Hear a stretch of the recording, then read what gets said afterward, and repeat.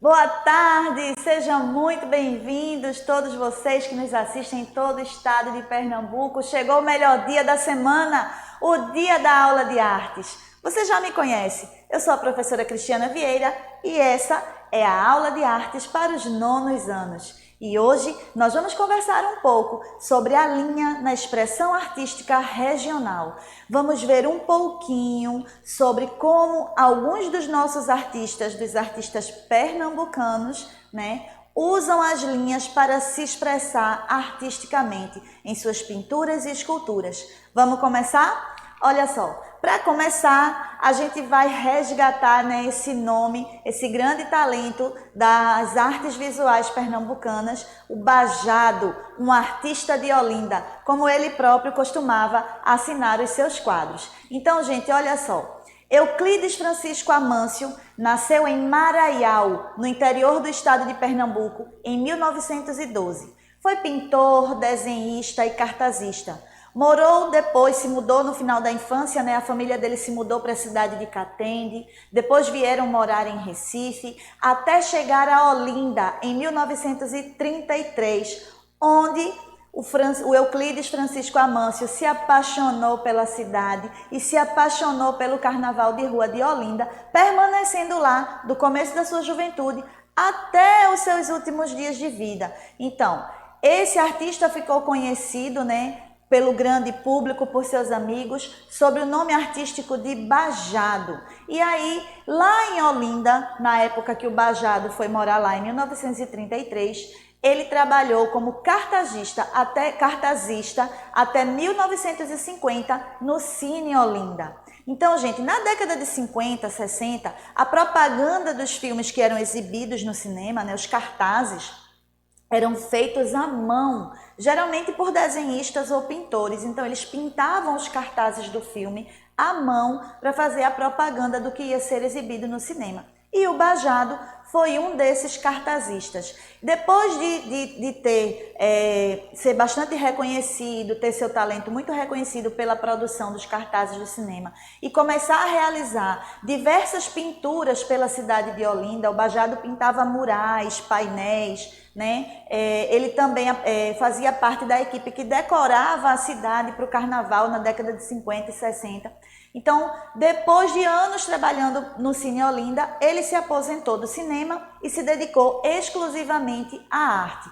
E aí, depois de vários trabalhos, ele também realizou parcerias com cartunistas na década de 50. Em 1964, inaugurou o Movimento de Arte da Ribeira com outros artistas. Então, olha só, o Bajado, interessante a gente saber, ele nunca frequentou uma escola de belas artes ou teve uma formação artística acadêmica, como outros artistas. Então, ele é o que a gente chama de artista autodidata. Desde muito pequeno, ele desenhava, ele praticou por muitos anos a modalidade do desenho. Assim, ele foi desenvolvendo uma técnica própria, foi aprimorando o seu próprio traço, até chegar a ser reconhecido como o grande artista que foi.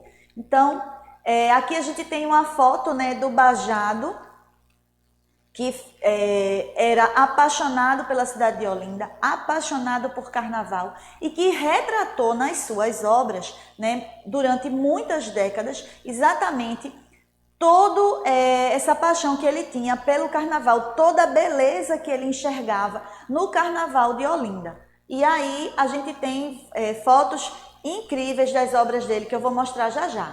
Mas vamos conhecer um pouquinho mais da história da vida do Bajado. Olha só.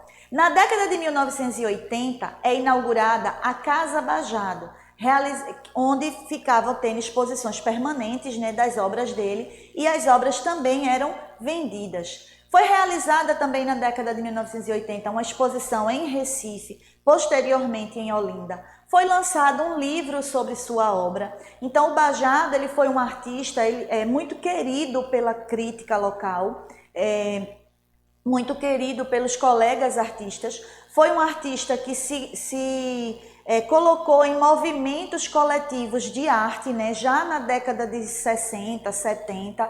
Então, assim, ele já conseguia juntar outros artistas e fazer esse movimento coletivo para que os artistas conseguissem se apoiar e ter espaço para mostrar sua obra, para colocar sua obra aos olhos do público. Então, ele pintou temas ligados à cultura, como o Carnaval de Rua de Olinda. Sua obra é referência de arte popular, mas também ele é considerado um artista naif, exatamente porque, como um artista autodidata, que desenvolveu uma própria técnica, aprendeu tudo sozinho, aprimorou o seu traço através da prática, usa também sempre cores vibrantes, explora bastante as cores primárias e secundárias, tem um traço muito forte e tem um tom irônico nas suas obras. Então, por conta de tudo isso, há quem classifique o Bajado como um artista popular, mas há quem classifique o Bajado também como um representante da arte naif. Então, como representante da arte naif, ele acaba se destacando como um dos principais artistas naif do Brasil. Lembrando também que o Bajado, ele não teve reconhecimento apenas aqui dentro do estado de Pernambuco. Ele ganhou menção honrosa na França, foi homenageado em exposições em Paris, na Itália. Então, assim, ele ultrapassou as barreiras do nosso estado, né? A obra do Bajado ultrapassou essas barreiras. Tanto que ele é reconhecido na Europa, no mundo todo, como um grande artista, representante da arte naif brasileira. Pelo seu traço, pela sua maneira de expressar, pelo sentimento que ele colocava nos seus quadros. Então, ele tinha tanto amor pela cidade de Olinda que, mesmo nascendo na cidade de Maraial, no interior do estado, e nunca esquecendo as suas raízes, nem sendo ingrato, né, com a sua cidade natal, mas nos seus quadros, ele não assinava apenas o nome Bajado. Geralmente ele colocava Bajado, um artista de Olinda, porque ele queria deixar claro para todas as pessoas de que onde ele começou de fato a se encontrar como artista e a desenvolver de maneira mais profunda e mais completa a sua arte, foi na cidade de Olinda, com toda essa atmosfera, né, que circunda a cidade de música, de pintura, de cultura, porque a gente lá em Olinda se respira cultura popular por todos os cantos. Então o Bajado, ele era muito encantado com isso. E aí ele faleceu em Olinda, na casa onde ele morava, em 1996. Então vamos ver um pouquinho das obras de arte do Bajado agora? Olha só. Aqui a gente tem na obra da esquerda um quadro, né, que retrata pessoas brincando o carnaval e se chama É Carnaval, Vamos Brincar, de 1972. Duas coisas curiosas sobre o Bajado. Ele era tão apaixonado por carnaval que ele chegou a fundar alguns blocos carnavalescos na cidade de Olinda junto com os seus amigos. Uma outra curiosidade bem interessante é que ele era um torcedor apaixonado pelo time de futebol do Santa Cruz. Então, muitas vezes, na obra do Bajado, a gente encontra referências ao time do Santa Cruz, como as cores da sua camisa, nas cores das vestimentas dos personagens que estão pintados. Então, e até mesmo como o animal, né, símbolo do Santa, que é a cobra coral, o Bajado, ele pintava, retratava também as brincadeiras de carnaval, as pessoas com a cobra coral do Santa Cruz. Então, assim, ele tinha essa verdadeira paixão por carnaval e por futebol, especialmente pelo time do Santa Cruz. Na obra da direita aqui, a gente tem uma obra que se chama Nosso Pastoril, que também é da década de 70. E aí a gente pode ver, né, que ele traz a representação do carnaval de rua numa obra.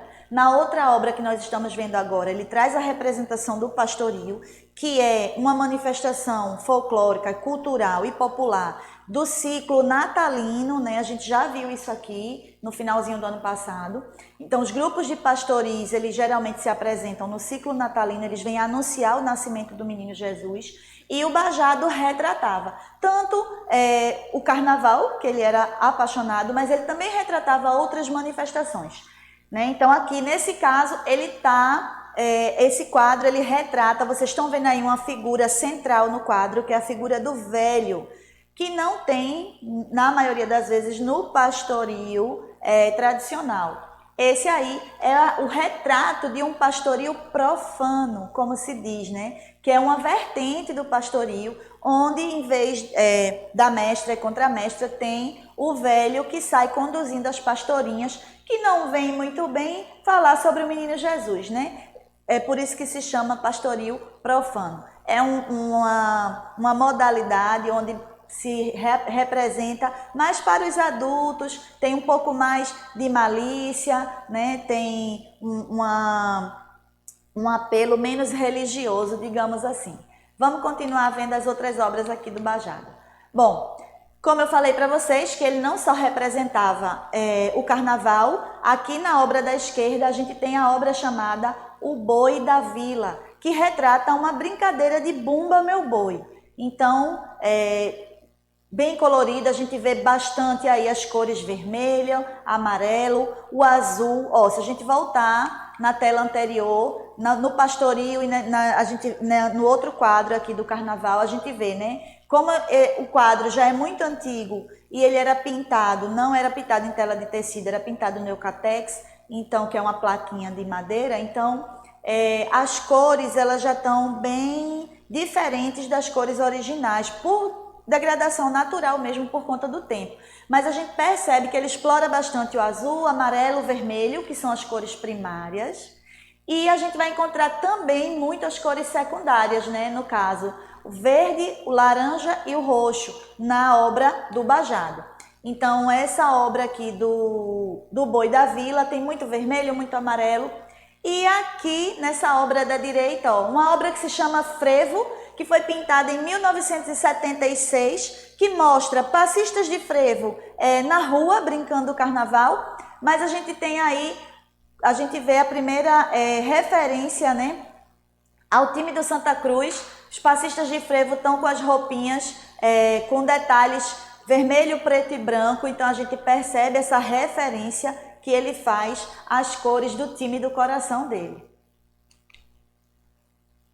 Então, gente, olha aí, só para a gente finalizar aqui, né, sobre Bajado, a gente percebe os tons fortes, né, principalmente as cores primárias e secundárias sendo exploradas, os tons fortes, o traço do Bajado também é muito forte, é muito peculiar, né? E aí a gente vai ter obras que retratam sempre momentos de muita alegria e que estão sempre ligados, né, às tradições regionais, estão sempre ligados aos movimentos de cultura popular que existem aqui no nosso estado, principalmente, né, aqui entre Recife e Olinda, aqui na capital. Então, a obra do Bajado vai trazer muito isso. Ele pega essas cores vibrantes, essas cores fortes para trazer essa alegria das festividades populares e vai retratar essas manifestações folclóricas, como a brincadeira do Bumba Meu Boi, como o pastoril,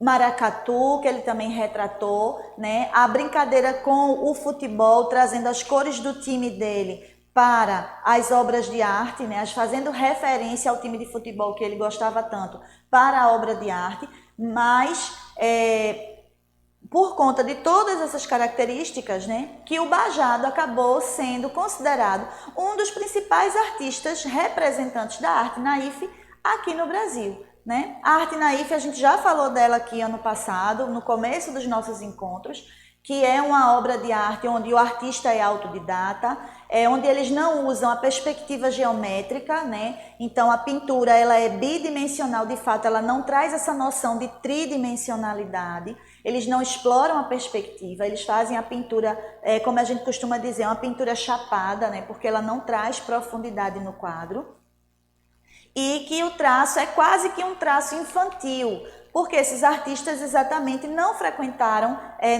não tiveram nenhuma formação acadêmica. Aprenderam tudo sozinhos, foram desenvolvendo suas próprias técnicas e conseguem retratar os elementos das suas culturas, né, das culturas regionais, através da pintura ou da escultura. Então, aqui a gente viu a obra do Bajado.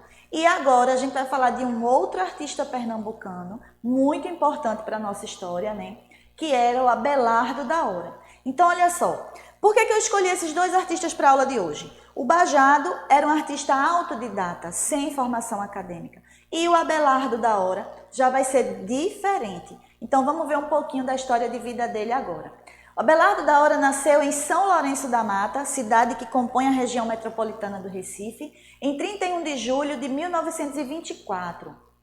Ele foi ceramista, pintor, escultor, desenhista, gravurista, professor e poeta. Então, era um multiartista, né, gente? Abelardo da Hora foi um dos nossos artistas mais respeitados, mais comentados, mais conhecidos e um dos mais geniais também. Então, ele era um multiartista. Foi formado em artes plásticas pela Escola de Belas Artes do Recife na década de 1950. Mas ele também tinha formação em Direito por uma universidade aqui do Recife também. E aí ele passa a ser peça-chave na movimentação cultural do estado de Pernambuco. Através das ideias, do posicionamento e das obras do Abelardo da Hora, enquanto referência artística, Pernambuco passou a ser visto de outra maneira pelo restante do país e do mundo. Olha como ele foi importante para nós. Aqui tem essa foto belíssima do Abelardo da Hora com uma das suas esculturas, né? Uma mulher esculpida, aí, provavelmente uma escultura em bronze. Ele fazia esculturas em concreto também. Então, essa foto é linda, por isso que eu quis trazer para vocês. O Criador e a Criatura, o artista e sua obra. Vamos lá. O Abelardo da Hora ele também participou ativamente da política, se tornando uma figura importante no processo de redemocratização do país.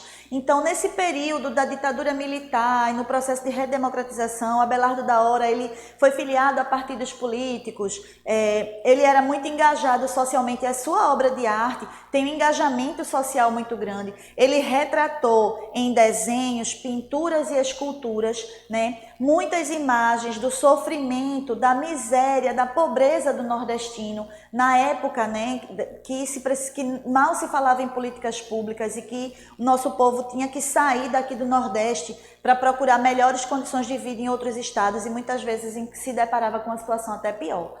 E aí, no fim da década de 60, ele morou em São Paulo. Na década de 70, ele passou uma temporada na França e, de volta ao Recife, ele produziu intensamente esculturas em concreto, em bronze. A temática feminina na escultura foi muito explorada pelo Abelardo da Hora, né? Então, acho que, tirando essa temática social, a temática feminina nas esculturas foi uma das coisas que mais predominou na obra do Abelardo da Hora. E também ele fazia peças em cerâmicas retratando nossa fauna e nossa flora. Então, olha só, o Abelardo da Hora, gente, além de tudo isso, ele teve papel decisivo no desenho da paisagem lúdica do Recife. Ele chegou a ser secretário, né, da prefeitura do Recife, nesse período aí, antes da ditadura. Com a ditadura militar, ele foi destituído do cargo. Então, de fato, ele era muito engajado na política. Ele tinha uma consciência social muito grande. Ele tinha uma consciência do poder transformador da arte, né, do poder que a arte tem em transformar as realidades sociais. E ele tinha ideias fantásticas e muito à frente do seu tempo na época. Então, ele tinha o desejo de tornar Recife uma grande galeria a céu aberto. E aí, teve um papel decisivo no desenho da paisagem lúdica do Recife, como a sugestão ao poder público de se colocar uma escultura em cada construção com mais de 5.000 metros quadrados. E essa sugestão que o Abelardo da Hora ele fez à Prefeitura do Recife, na década de 70 ainda, o que acontece? Ela foi discutida pela Câmara de Vereadores e posteriormente virou lei. Então, por isso que hoje, em todo prédio que você chega em Recife, os prédios altos principalmente, mas em qualquer construção que tenha mais de 5.000 metros quadrados, é lei, é obrigatório, precisa ter uma escultura dentro da construção, na frente da construção. Então, por isso que quando a gente anda na cidade, nos bairros aqui na capital, que tem mais prédios ou prédios maiores, a gente sempre vê esculturas, né, na frente desses prédios, trazendo arte para frente desses prédios. E aí, essa ideia foi do Abelardo da Hora Posteriormente, ela virou lei, foi aprovada pela Câmara de Vereadores do Recife e acabou virando lei. E isso faz com que a nossa cidade seja uma das cidades que mais tem esculturas ao ar livre, ao céu aberto no mundo, né? E aí, infelizmente, o Abelardo da Hora faleceu em 23 de setembro de 2014, aqui em Recife, aos 90 anos. Vamos ver um pouquinho das obras dele agora? Olha só. Aqui eu trouxe gravuras que o Abelardo da Hora fez para vocês, né? Essas gravuras, elas fazem parte de um álbum ou de uma série de gravuras intituladas Meninos do Recife. Essa série de gravuras, ela é de 1962. E aqui, desde 1962, o Abelardo da Hora já retratava os meninos que viviam em situação de rua no Recife, perambulando pelas ruas, pedindo esmolas, pedindo ajuda ou oferecendo algum tipo de serviço em troca de dinheiro para ajudar, né, a família. Então, o Abelardo da Hora ele já retratava esses problemas sociais na sua obra desde 1962. Aqui são duas gravuras. Aqui a gente começa a ver algumas das esculturas do Abelardo da Hora. Bom, há uns anos atrás, final da década de 80, ainda comecinho da década de 90, um dos maiores shoppings aqui da capital, ele tinha, dentro do espaço do shopping, né, tinham várias áreas, várias praças, e em cada uma delas tinha uma escultura, uma dessas mulheres do Abelardo da Hora. Depois que esse shopping passou por um processo de expansão, essas esculturas foram retiradas de dentro do shopping, foram colocadas num espaço externo, né, um jardim, onde elas estão lá expostas e podem ser vistas a qualquer momento por quem desejar. Então aqui a gente encontra essas esculturas, foto dessas esculturas, com essas imagens femininas. Então o Abelardo da Hora fez várias esculturas com a temática feminina, onde ele retratava mulheres, como aquela primeira foto que a gente viu dele, né, com a sua escultura, que era uma mulher em bronze. Aqui a gente já vê uma escultura na esquerda em mármore, na direita em concreto, né? Então são mulheres em situações diferentes, mas sempre a figura feminina representada com esse traço muito peculiar do Abelardo da Hora, né, gente? Aqui, ó, essas esculturas, elas são essas esculturas que eu falei para vocês desse shopping, que hoje, essa da esquerda, é exatamente lá onde ela está exposta, né, na parte externa do shopping. Então elas estão em bases, né, que elas estão lá em exposição permanente ao ar livre. Quem quiser pode ir lá, pode ver, visitar e conhecer um pouco mais da obra do Abelardo da Hora. E aqui na imagem da direita, uma dessas esculturas, mas essa é uma foto feita só dela, não está retratando o espaço onde ela está. E aqui a gente tem duas imagens, né, dessas esculturas nessa perspectiva mais social que o Abelardo da Hora fazia, né? Então a gente tem aí a imagem da esquerda, uma escultura chamada Desamparados, que traz, né, uma mãe com seus filhos. Você vê que as crianças, aparecem até os ossos, é como se uma das crianças estivesse morta no colo da mãe. A mãe está bem magra, eles têm expressões de desespero, de profunda tristeza e dor. Então, assim, é uma série que ele fazia de esculturas, de pinturas e de gravuras, retratando exatamente essa pobreza e essa situação miserável de muitas famílias aqui do nosso estado e da nossa capital, principalmente. E do lado direito, uma escultura que é um memorial aos imigrantes, né? Então, exatamente uma escultura que retrata essa cena das grandes famílias, né, do casal que tinha muitos filhos, que precisava fugir da sua cidade natal por não ter o que colher por conta da seca ou por não ter perspectiva de trabalho, e ia, no nosso caso, mais para sul e sudeste procurar melhores oportunidades.